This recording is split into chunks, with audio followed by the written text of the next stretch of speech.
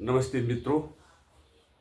आज मैं बात करने जा रहा हूँ अमेरिका के स्टेट कैलिफोर्निया में लगे हुए जंगलों में लगी हुई आग के बारे में।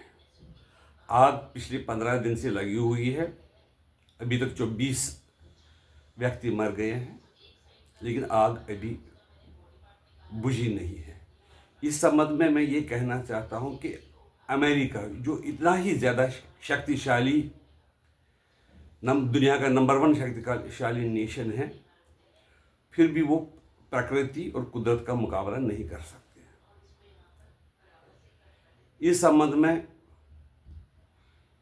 मैं ये कहना चाहता हूँ कि ये एक दुखद परिस्थिति है, तो जल्दी से जल्दी आग बुझ जाए तो बढ़िया होगा। इस संबंध में मैं आपका ध्यान जम्मू कश्मीर की पूर्व मुख्यमंत्री महबूबा मुफ्ती की ओर दिलाना चाहता हूँ। उन्होंने एक स्टेटमेंट दिया हुआ है कि देखो, जो अमेरिका में हुआ है वो इसलिए हुआ कि इज़राइल ने गाज़ा पर बहुत बमबारी की, बहुत नुकसान किया, निर्दोष नागरिकों को मारा, जान माल की बड़ी हानि कर दी।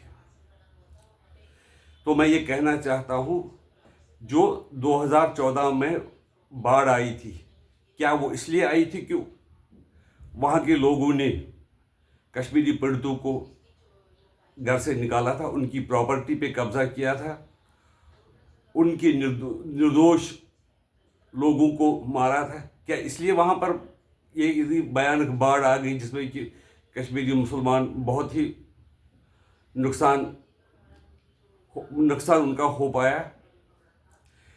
इसलिए इस तरह से जो प्राकृतिक आपदा है उसको डिवाइन, जो बोलते हैं, डिवाइन रॉथ के साथ नहीं जोड़ना चाहिए, कुदरत की सज़ा के साथ नहीं जोड़ना चाहिए। ईरान भी यही बात कर रहा है कि ये भगवान ने उनको सज़ा दी।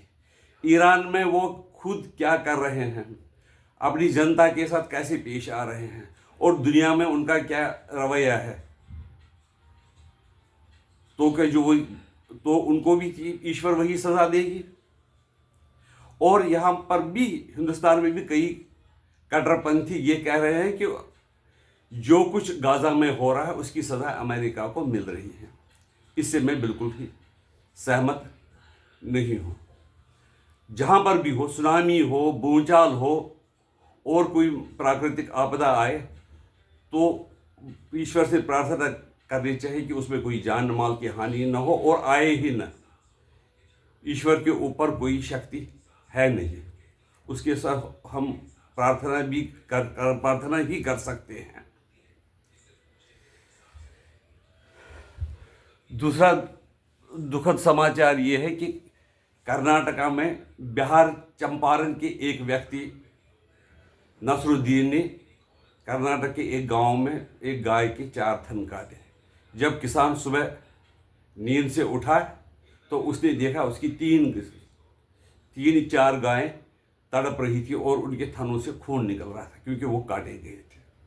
व्यक्ति तो पकड़ा गया, लेकिन ये सोचने की बात है कि एक निर्दोष जानवर पर भी लोग गुस्सा निकालते हैं, उनसे भी नफरत करते हैं। तो ऐसे लोगों को सख्त से सख्त सज़ा मिलनी चाहिए। नमस्कार।